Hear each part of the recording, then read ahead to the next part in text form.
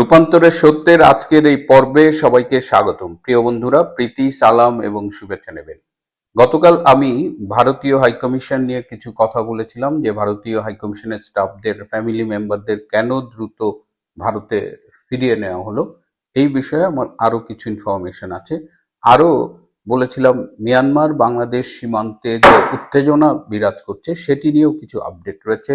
এছাড়া আপনারা জানেন যে গত 19শে জানুয়ারি বাংলাদেশের ব্রিটিশ রাষ্ট্রদূত সারা কুক দিল্লি সফরে গিয়েছিলেন, সেখানে কিছু আপডেট রয়েছে এবং সবশেষে আগামীকাল 23শে জানুয়ারি দিল্লিতে যে ফরেন করেসপন্ডেন্টস ক্লাবের উদ্যোগে আওয়ামী লীগ নেতৃবৃন্দের সাথে একটা সংবাদ সম্মেলনের আয়োজন করা হয়েছে, যেটাকে তারা বলছে প্রেস কনভারসেশন। সেখানে আওয়ামী লীগ সভানেত্রী এবং বাংলাদেশের প্রধানমন্ত্রী শেখ হাসিনার বক্তব্যে কি থাকছে সেটি নিয়ে আজকে কথা বলবো। শেষ পর্যন্ত শুনবেন, অনেক ইম্পর্টেন্ট ইনফরমেশন থাকবে। প্রথমেই আমি একটু মিয়ানমার বাংলাদেশ সীমান্তে চলে যাচ্ছি। আমি খুবই অবাক হয়েছি জেনে যে 24 সালের জুলাই আগস্ট জঙ্গি অভ্যুত্থানে আরাকান আর্মি এবং ব্যাপক সংখ্যক রোহিঙ্গাদের ঢাকায় নিয়ে যাওয়া হয়েছিল এবং তখন আরাকান আর্মিকে অনেক কথা দেওয়া হয়েছিল যে যদি সরকার পরিবর্তন হয় তাহলে তাদের ব্যাকআপ দেওয়া হবে, আরো অনেক কিছু, রোহিঙ্গাদেরও এরকম অনেকগুলো শর্ত দেওয়া হয়েছিল। পরবর্তীতে বর্তমানে বাংলাদেশ সরকার একদিকে আরাকান আর্মিকে যে প্রতিশ্রুতি দেওয়া ছিল সেটি সম্পূর্ণ পালন করতে পারছে না, আবার রোহিঙ্গাদের যে দুটি সামরিক সংগঠন রয়েছে, সশস্ত্র সংগঠন রয়েছে, আরসা এবং আরএসও, এই দুটোকে মিলিয়ে তাদের আবার মিয়ানমার সরকারের বিরুদ্ধে কাজে লাগাচ্ছে। তো সব মিলিয়ে আবার আরাকান আর্মি এবং আরসা আরএসও এরা আবার পরস্পর মুখে দাঁড়িয়ে গেছে, অর্থাৎ খুব জটিল একটা অবস্থান তৈরি হয়েছে। এবং ঠিক সেই সময় 4640 জন পাহাড়ি যুবককে নিয়ে আরেকটা সশস্ত্র সংগঠন তৈরি করা হয়েছে, যেটার নামটা আমি ঠিকমতো জানি না, কিন্তু এরাও নানা রকমের সন্ত্রাসী কার্যকলাপ চালিয়ে যাচ্ছে। সম্প্রতি মিয়ানমারের 12 জন ব্যবসায়ীকে অপহরণ করা হয়েছে। এই অপহরণের বিরুদ্ধে মিয়ানমার সরকারের পক্ষ থেকে ডিপ্লোম্যাটিক চ্যানেলে বাংলাদেশ সরকারকে একাধিকবার চিঠি লিখে জানানো হয়েছে এবং ওই 12 জন ব্যবসায়ীকে ফেরত চাওয়া হয়েছে। বাংলাদেশ সরকারের পক্ষ থেকে কোনো রকমের রেসপন্স জানানো হয়নি। এর ফলে মিয়ানমার সরকার ব্যাপকভাবে ক্ষুব্ধ হয়েছে। গত 8 দিনে বাংলাদেশ সীমান্তের এপাশ থেকে 46 বার রাখাইন স্টেটে ড্রোন হামলা চালানো হয়েছে। এই হামলাটি চালিয়েছে রোহিঙ্গাদের সশস্ত্র সংগঠনগুলো। এই 46টি ড্রোন হামলা এবং এই ড্রোনগুলো তুরস্কের নির্মিত। সো এটিও মিয়ানমার সরকারের বিরুদ্ধে যে এই রোহিঙ্গাদের যে সশস্ত্র সংগ্রাম তারই একটা নমুনা, সেটিরও একটা তীব্র প্রতিক্রিয়া হয়েছে মিয়ানমারে। মিয়ানমার সরকার সবকিছু মিলিয়ে প্রচণ্ড ক্ষুব্ধ এবং তার যারা আন্তর্জাতিক মিত্র রয়েছে তাদের সাথে আলোচনা করে তারা ঠিক করেছে যে এর একটা বদলা নেওয়া হবে, এবং বদলা হলো টেকনাফ এবং কক্সবাজার অঞ্চলে মিয়ানমার সরকারের পক্ষ থেকে আক্রমণ করা হবে, মাঝারি পাল্লার মিসাইল এবং ড্রোন অ্যাটাক যেটাকে বলে। গোয়েন্দা সূত্রে এই খবর পাওয়ার পরে ভারতের পক্ষ থেকে অনুরোধ করা হয় যেন যদি তারা কোনো আক্রমণে যায় সেটা যেন 48 ঘন্টার পরে করে। এই 48 ঘন্টা সময় ভারত চেয়েছিল এবং এই সময়ে ভারত তার সকল স্টাফদের ফ্যামিলি মেম্বারদের ফিরিয়ে নিয়ে গেছে। গতকালকের মধ্যে ঢাকা, চিটাগাং, খুলনা, গাজীপুরে অন্যান্য যেখানে যেখানে ভারতের দূতাবাসের কর্মরত স্টাফদের ফ্যামিলি মেম্বার ছিল তাদের সবাইকে ফিরিয়ে নেওয়া হয়েছে। সুতরাং এখন কাউন্টডাউন শুরু হয়ে গেছে যে মিয়ানমার যে কোনো সময়ে বাংলাদেশে অ্যাটাক করতে পারে, এবং এই অ্যাটাকের কারণ হলো যে বাংলাদেশ এন্ড থেকে নানানভাবে মিয়ানমার সরকারকে উত্ত্যক্ত করা হচ্ছে।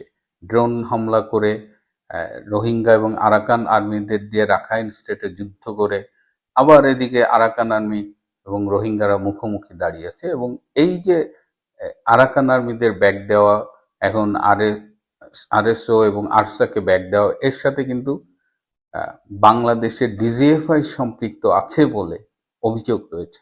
এমনকি জাতীয় নিরাপত্তা উপদেষ্টা ডক্টর খলিলুর রহমানও এদের সাথে জড়িত বলে অভিযোগ রয়েছে। এছাড়া একজন শিশু উপদেষ্টা ছিলেন যিনি আসিফ মাহমুদ সজীব ভুঁইয়া, যাকে আপনারা বলেন যে বয়স কম। এই যে পাহাড়িদের প্রশিক্ষণ দেওয়া, বিভিন্ন সশস্ত্র গ্রুপকে ট্রেন আপ করা এবং এই জঙ্গিদের প্রশিক্ষণ দেয়, সব কিছুর সাথে আসিফ মাহমুদ সজীব ভুঁইয়া সে জড়িত। আসিফ মাহমুদ সজীব ভুঁইয়াকে যদি কোনোদিন গ্রেপ্তার করা হয়, তাহলে এই জঙ্গি প্রশিক্ষণের নেটওয়ার্কটার সব কিছু পাওয়া যাবে। এবং আপনারা জানেন, সে বলেছে যে জুলাই আগস্টের বিপ্লব যদি সফল না হতো, তাহলে তাদের সশস্ত্র সংগ্রামের প্রস্তুতি ছিল। তার মানে এটা যে তারা যে বিপ্লব বলছে, এটা আসলে ছিল একটা জঙ্গি অভ্যুত্থান।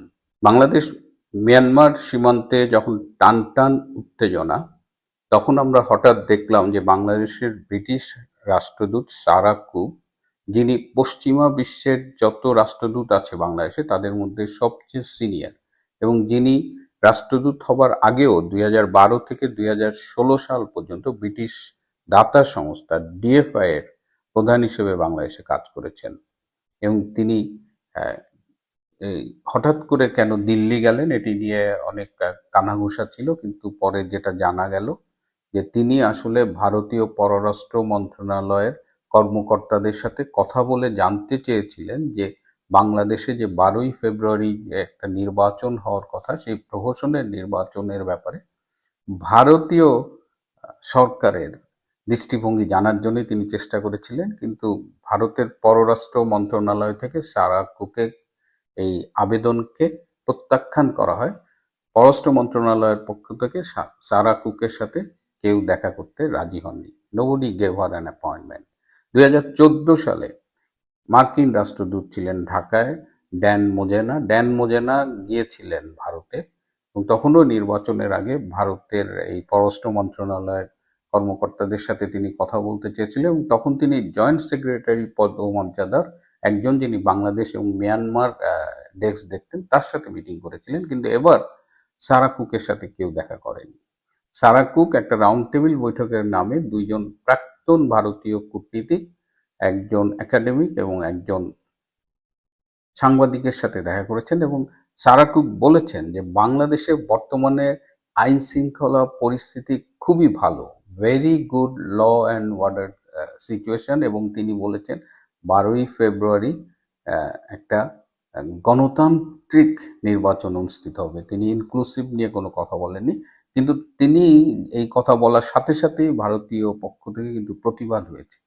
ভারতীয় পক্ষ থেকে বলা হয়েছে সেখানে সংখ্যালঘু নির্যাতন হচ্ছে, সেখানে আইন শৃঙ্খলা পরিস্থিতির ব্যাপক অবনতি হচ্ছে। সেই অবস্থায় সারা কুক কি করে বলেন যে very good law and order situation? এই পিটার হাস, সাবেক মার্কিন রাষ্ট্রদূত, এই সারা কুক, এরা কিন্তু 2023 সালে বাংলাদেশে একটা ফ্রি ফেয়ার, এই participatory election, violent free election, এসব নিয়ে গলা ফাটিয়ে ফেলেছিল। কিন্তু এখন তারা কিন্তু ভুলেও সেই সব কথা আর বলে না, বরং তারা ভারতের অ্যাটিটিউড জানতে গেছে। কারণ বাংলাদেশ থেকে তাদের মিত্র এই জামাত ইসলামী, বিএনপি, তাদের মধ্যে একটা আশঙ্কা কাজ করছে যে এই নির্বাচনে ভারতের অবস্থানটা কি হয়। তো সারা কুক আজকে সম্ভবত ফিরে যাবার কথা। এই পশ্চিমা বিশ্বের অন্যতম প্রতিনিধি বাংলাদেশে সারা কুকের অবস্থানটা দেখে খুবই বিস্মিত হলাম। বাট তারা একদিকে গণতন্ত্রের কথা বলে, মানবাধিকারের কথা বলে, আবার বাংলাদেশে যে একটা প্রহসনের নির্বাচন হচ্ছে সেই নির্বাচনের পক্ষে আবার দালালি করতে যায়। সবশেষে আগামীকাল সন্ধ্যা 6টায় দিল্লির সময় যে এফসিসি আয়োজিত যে প্রেস কনভারসেশনটা হবে, যেখানে আওয়ামী লীগ নেতারা থাকবেন, যেখানে আমরা প্রথমে শুনেছিলাম শেখ হাসিনা সশরীরে উপস্থিত থাকবেন, পরে শুনেছিলাম যে ভিডিও প্রেজেন্স, কিন্তু এখন যেটা হচ্ছে যে তিনি আসলে একটি রেকর্ডেড অডিও ভাষণ প্রদান করবেন। তার ভাষণটি রেকর্ড করা হচ্ছে, তার 5 মিনিট 27 সেকেন্ড দীর্ঘ এই ভাষণে তিনি মূলত ৩টি বিষয়ে কথা বলবেন। প্রথম হলো যে তিনি দেশবাসীর প্রতি আবেদন জানাবেন এই অবৈধ দখলদার ইনুজ সরকারের বিরুদ্ধে সর্বস্তরে প্রতিরোধ গড়ে তুলবার জন্য। দ্বিতীয়ত, তিনি মনে করেন যে বাংলাদেশ অর্থনীতি, বিদেশ নীতি, আইন শৃঙ্খলা পরিস্থিতি, গণমাধ্যমের স্বাধীনতা, মানবাধিকার পরিস্থিতি সব দিক দিয়েই ক্রমশ পিছিয়ে গেছেন। তিনি এই যে পিছিয়ে পড়া বাংলাদেশকে তিনি পুনর্বার আগের অবস্থায় ফিরিয়ে আনতে চান, স্বাধীনতা সার্বভৌমত্ব রক্ষা করতে চান এবং তিনি ফিরে এসে বাংলাদেশকে আগের মতো সমৃদ্ধশালী একটি দেশ গড়ে তুলতে চান এবং যাদের কারণে বাংলাদেশের আজকে এই দুরবস্থা তাদের বিচার করবেন এবং তিনি বিশ্বাস করেন যে তিনি এই কাজগুলো করে যদি আল্লাহ চান তাহলে তিনি বাংলাদেশের মাটিতেই মৃত্যুবরণ করতে চান। এবং তৃতীয়ত, তিনি বলছেন যে ডক্টর ইউনূসের যে বর্তমান পারফরমেন্স এটা দেখে পুরো পৃথিবী বুঝে গেছে যে সে একটা ভণ্ড, প্রতারক এবং আন্তর্জাতিক চক্রান্তের অংশ হিসেবে তিনি এই দেশ ধ্বংসে মেতেছেন। আমি আউটলাইনগুলো দিলাম কারণ পুরো ভাষণটা আপনারা কালকে শুনতে পাবেন, অডিও রেকর্ডেড ভাষণ, এবং সেখানে আওয়ামী লীগের পক্ষে অনেকেই গুরুত্বপূর্ণ আলোচনা করবেন, সেটি শুনবার অপেক্ষায় রইলাম। আজ এ পর্যন্তই। ভালো থাকবেন, সুস্থ থাকবেন, তার চেয়েও জরুরি হলো নিরাপদে থাকবেন। সবাইকে অনেক ধন্যবাদ।